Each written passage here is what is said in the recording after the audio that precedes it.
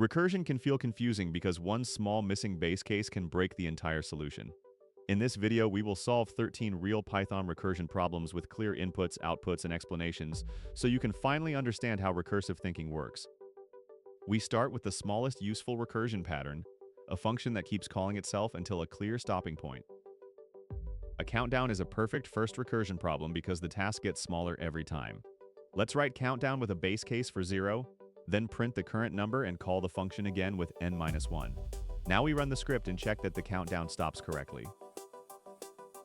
Let's break down why this works. Each call prints one number and creates a smaller version of the same problem. The moment n is 0, Python prints, go returns, and no more recursive calls are created. Now we show the best habit for beginner recursion. Write the base case first. It makes the stopping condition obvious before you think about the recursive step. For practice, change the function so it counts down by 2 instead of 1. Test it with 10 and make sure it prints 10, 8, 6, 4, 2, and then go. Now we move to a classic interview problem where recursion follows the math definition almost exactly. Factorial is common in interview questions because the recursive definition is very direct. We return 1 for 0 and otherwise return n times factorial of n-1. Now we run it for 5 and 0 to confirm both the normal case and the edge case. Let's unpack the result. The function keeps postponing multiplication until it reaches 0. Once 0 returns 1, Python can multiply the pending values back together. 1, 2, 6, 24, and finally 120. Now we show the safer habit. Handle special cases before recursion starts. For factorial, 0 is not optional. It is the stopping point that makes the whole calculation work. For your practice variation, protect the function from negative numbers. Add a check that raises value error when n is less than 0. Then test factorial of -1. Next, we use recursion to process a collection by shrinking the problem one item at a time. Imagine we need to total scores or invoice values without using Python's sum function. Here we pass an index, stop when the index reaches the end, and otherwise add the current number to the recursive result. Now we run it with 3, 7, 2, and 8. Let's explain the output. The function visits one list position per call, 3, 7, 2, and 8. At the end, it returns 0, so the pending additions become 8, 10, 17, and finally 20. Now we show the better version for interviews. Keep the original list unchanged. Using an index avoids removing items from the list, and it also avoids creating a new sliced list on every call. For practice, change the function so it only adds numbers greater than 5. With the same list, the answer should come from 7 plus 8. Finally, in this batch, we apply recursion to strings, first building a reverse string, then checking matching characters from both ends. Reversing a string is useful for text transformations and also prepares us for palindrome problems. We stop when the text has 0 or 1 character, then put the last character in front of the reversed rest. Now we run it with the word Python. Let's break down the result. The first call takes n, then the next call takes o, then h, t, y, and finally p. When the smallest string is returned, those characters join together as notip. Now we show the interview note that matters. This version is clear, but slicing creates many intermediate strings. Say that out loud in an interview so the interviewer knows you understand the trade-off. For practice, rewrite this using an index instead of slicing. The goal is the same output, but you avoid creating a shorter copy of the string on every recursive call. Palindrome checks are common in interviews because they combine recursion with two-pointer thinking. We compare the characters at the start and end, return false on the first mismatch, and otherwise move both indexes toward the center. Now we run it with level and Python. Let's explain the two outputs. In level, L matches L and E matches E, so the indexes meet in the middle and the function returns true. In Python, the first comparison is P against N, so the function can return false right away. Now we show the best practical version for this pattern. Use start and end indexes. This keeps the original string intact and avoids making a new slice string at every step. For your practice variation, normalize the input before checking it. Convert the text to lowercase, so race car returns true. Then think about how you would ignore spaces too. Now we move into number decomposition. These problems teach you how recursion can peel a value apart one small piece at a time. Digit sums are useful when a program needs a quick numeric summary, like a checksum or a simple validation score. Let's write a recursive function that takes the last digit with modulo, removes that digit with integer division, and then adds the pieces together. Now we run the script and check the result for 4729. Let's break down why this works. The number 4729 gives us 9 first, then 2, then 7, and finally 4. When the recursive calls return, Python adds those digits together, so the final answer is 22. Now let's show the safer version of this idea. Normalizing with abs at the beginning means the recursive helper does not have to worry about negative signs. Use this approach when the sign is not part of the digit logic. Try a small variation yourself. Change the input to -9081 and predict the sum before you run it. If the function is written well, the minus sign should not change the digit sum. Next, we solve recursive math more efficiently. The goal is to avoid doing unnecessary work when the input gets larger. Power calculations show up in growth formulas, scoring multipliers, and small math utilities. Let's implement it recursively, but use the optimized version where each call halves the exponent. Now we run power of 2 to the 10 and look at the terminal output. Let's unpack the algorithm. A slow recursive version would subtract 1 from the exponent each time.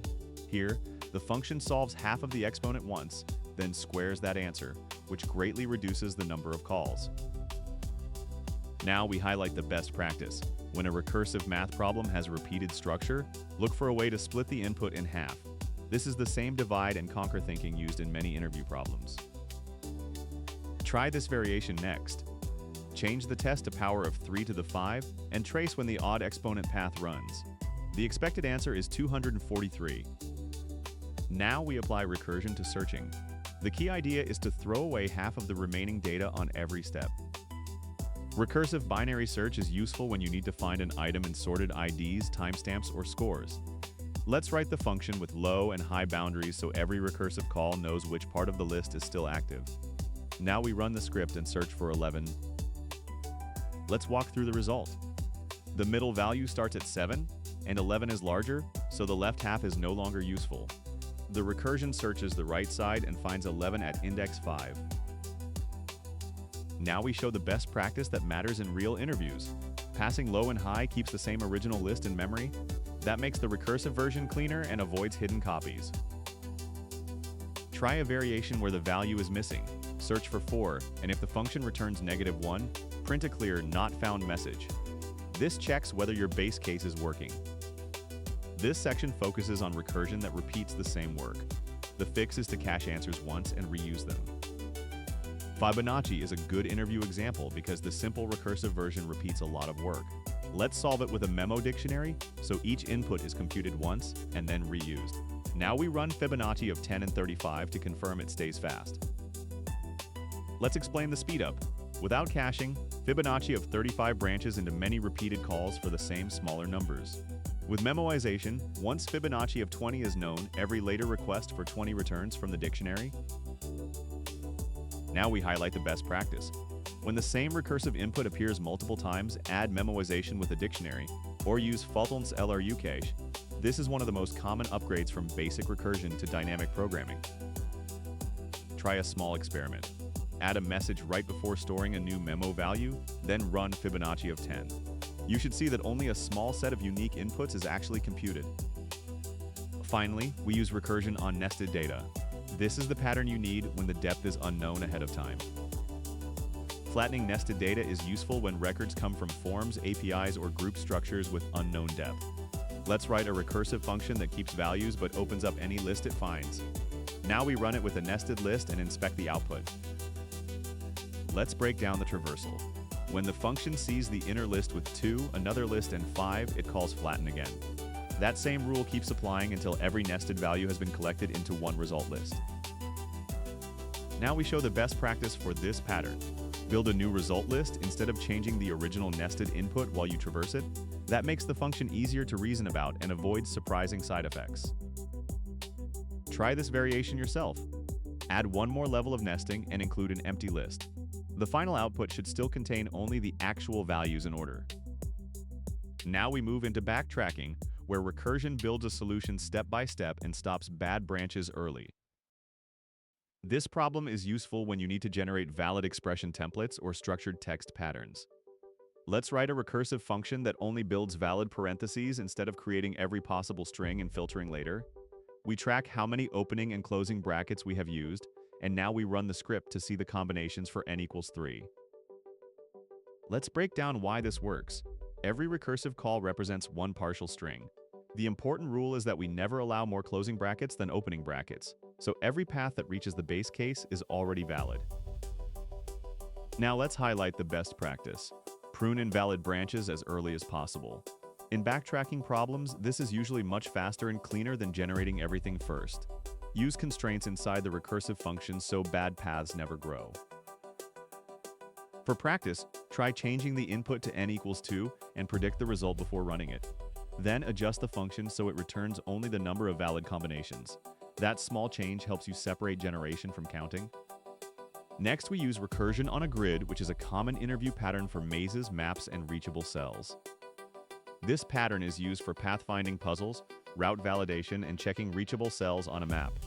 We'll write a recursive depth-first search where 0 means open and 1 means blocked. After checking bounds, walls, and visited cells, we try 4 directions and then run the script. Let's break down the result. The function starts at the top left cell and recursively explores neighboring cells. When one branch reaches the target, the chain of OR expressions returns true all the way back. Now let's show the best practice. Always mark visited cells in grid recursion. Without this set, the function could move back and forth between the same open cells forever. Use visited tracking whenever movement can cycle. For practice, block one of the key open cells in the middle of the maze and run the same function again. Your goal is to make the route impossible and confirm that the result becomes false. Finally, we solve a combinatorics problem where recursion chooses one option, explores it, and then restores the state. Permutations are common in interview problems, test generation, and arranging possible options. We'll build each ordering by choosing one remaining character at a time. When no characters are left, we save the current path, then we run it with the string ABC. Let's unpack what is happening. At each step, the function picks one character and removes it from the remaining choices. For ABC, that creates 6 complete paths, because 3 times 2 times 1 equals 6. Now let's call out the best practice. Keep a current path and a clear set of remaining choices. This makes the recursive state easy to understand and easy to debug. Also remember that permutations grow factorially, so this approach is correct, but can become expensive fast. For practice, run the function with A, B, and then with ABCD. Count the outputs before you run the second case. This helps you feel why factorial growth matters in real interviews. Now you have practiced recursion through real Python challenges instead of only theory. If this helped, subscribe, like the video, and write in the comments which Python interview topic you want to practice next.